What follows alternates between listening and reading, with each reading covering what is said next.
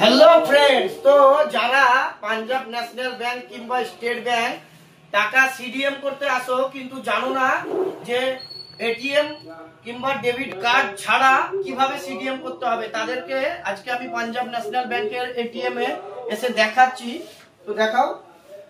তো প্রথমে এসে ডিসপ্লেতে ডবল ট্যাপ করতে হবে, তারপরে এই অপশনটা আসবে কার্ডলেস ডিপোজিট আর উইথড্রল। তো ডিপোজিটে ক্লিক করার পরে নিজের অ্যাকাউন্ট নাম্বারটা দিতে হবে।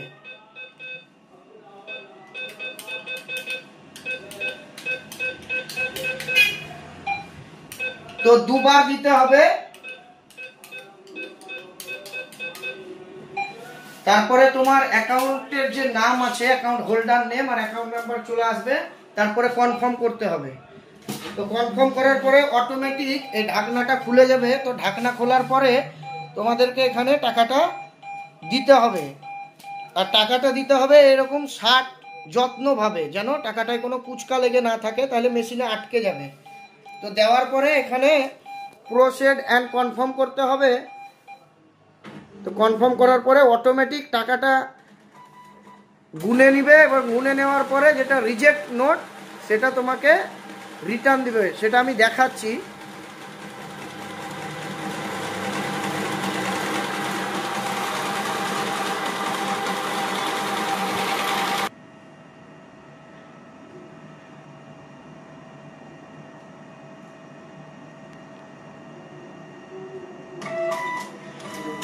তো এই যে রিজেক্ট নোটগুলো অটোমেটিক রিটার্ন দিয়ে দিল।